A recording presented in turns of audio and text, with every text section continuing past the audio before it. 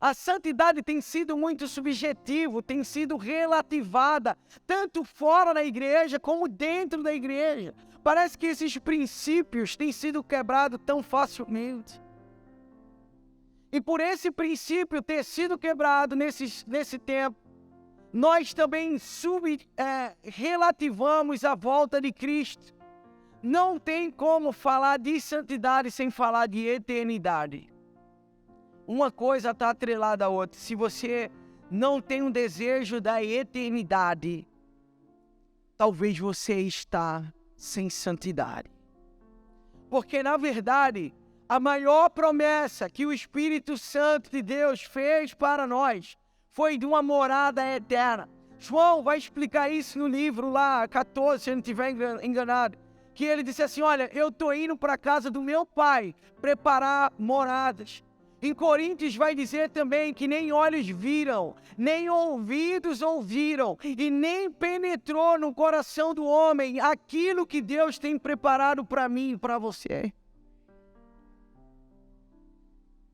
Mas precisamos anseiar por essa santidade, precisamos buscar por essa santidade, porque a maior promessa que Deus nos fez não foi sobre um lugar aqui na terra, não foi sobre uma casa, um carro, uma morada aqui, não.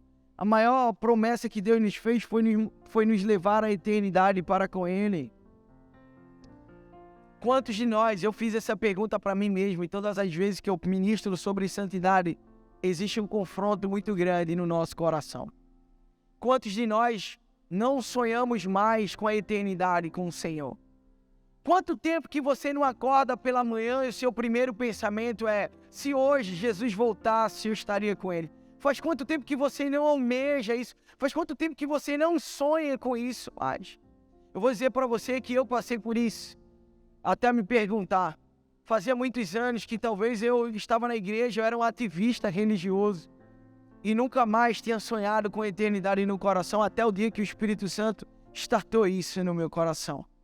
Porque eu lembro de um grupo do século XVII chamado de Moráveis. A história vai contar que eles oravam, ele passou 100 anos em oração. Como assim? Eles tinham um grupo, um orava de uma, outro orava das duas, até as três, de 3 às 4, eles viviam em ciclo, até 100 anos orando, porque eles acreditavam que eles tinham que estar em santidade diante de Deus, porque Jesus poderia raiar nas nuvens a qualquer instante, e eles iam com o Senhor. Então, precisamos acender essa chama novamente nos nossos corações, essa chama de santidade. Os nossos púlpitos precisam queimar essa chama novamente, porque a presença do Espírito Santo e a volta do Senhor está tão próxima, os sinais são claros. E nós não queremos ser pegos de surpresa como aquelas mulheres que não levaram azeite para sua candeia. Mas nós queremos estar preparados para quando o Senhor raiar nas nuvens, nós dizemos assim: Senhor, nós estamos com o Senhor, vem bendito do meu Pai, nós possamos ouvir esse bendito.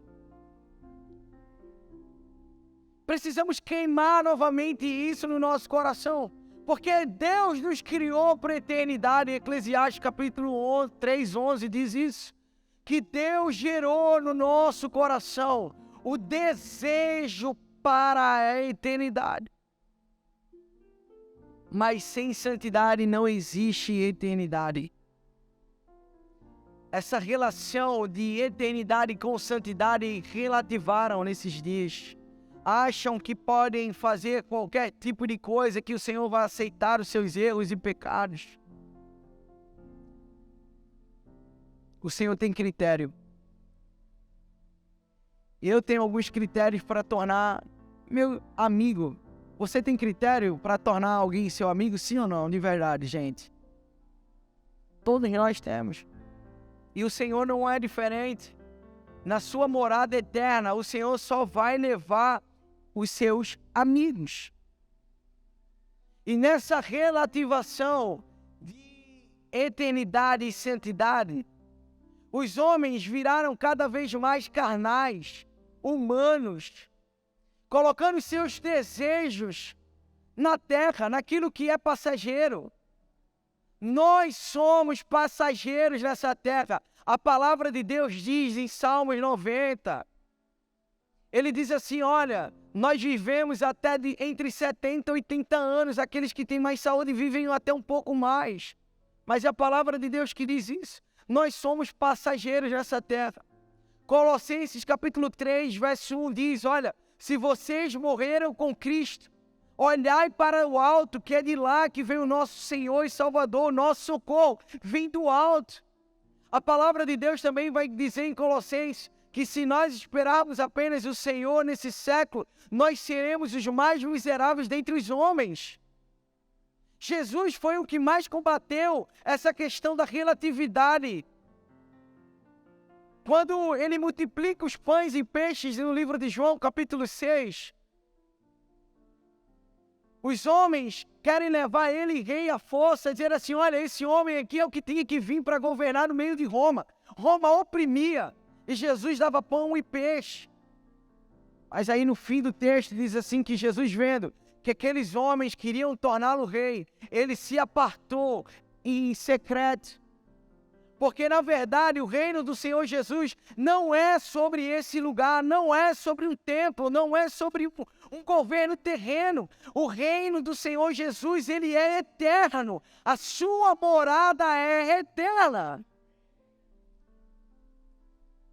Quantos de vocês hoje têm esse desejo da eternidade no coração?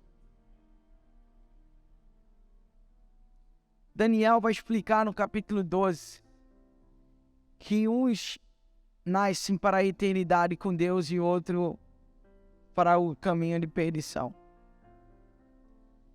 Eu costumo dizer, onde eu vou ministrar essa palavra sobre eternidade e santidade, que a eternidade não é que ela vai começar.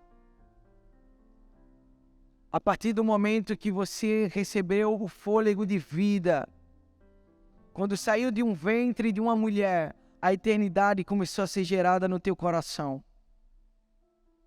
Agora, o que você tem feito com a sua eternidade? Como que você tem andado? Como é que você tem buscado ao Senhor? Volto a dizer, esse não é o nosso lugar. Nós temos um lugar eterno, que lá não haverá mais noite nem dia, porque o Senhor será o nosso templo, a nossa morada. Lá não haverá sofrimento, lá não haverá lágrimas, lá não haverá dor, porque lá já cessarão tudo. A palavra de Deus diz que Ele fará nova todas as coisas. Eu acredito nisso.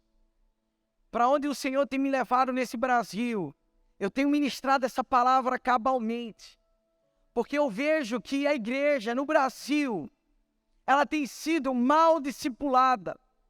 Temos criado pessoas para esse século, para essa geração, mas precisamos, e glória a Deus por esse tema aqui na Igreja da Família, que esse tema santidade que esquente o coração de vocês, que isso seja algo que vai replicar sobre essa nação e o mundo afora. Existia um homem na Inglaterra no século XVIII, chamado John Wesley. A história conta que aquele homem viu que relativaram a questão da santidade.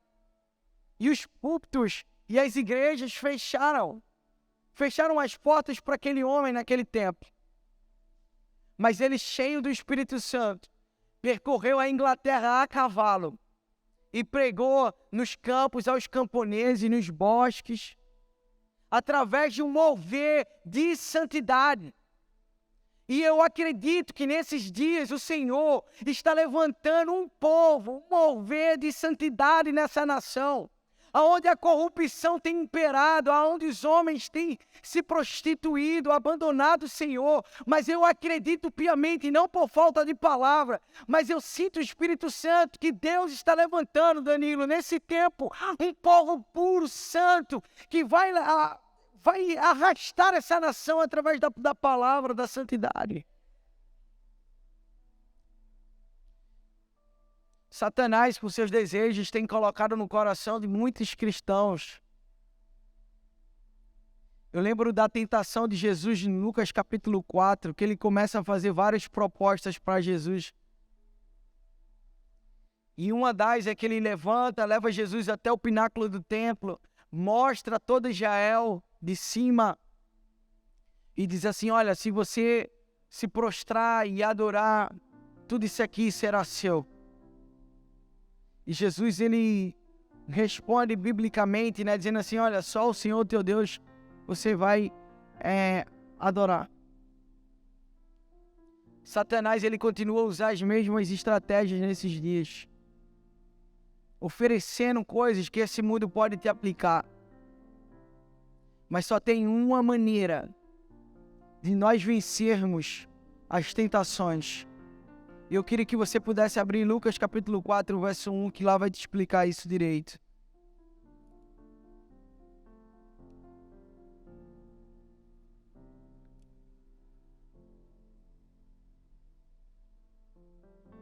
Lucas 4:1 diz: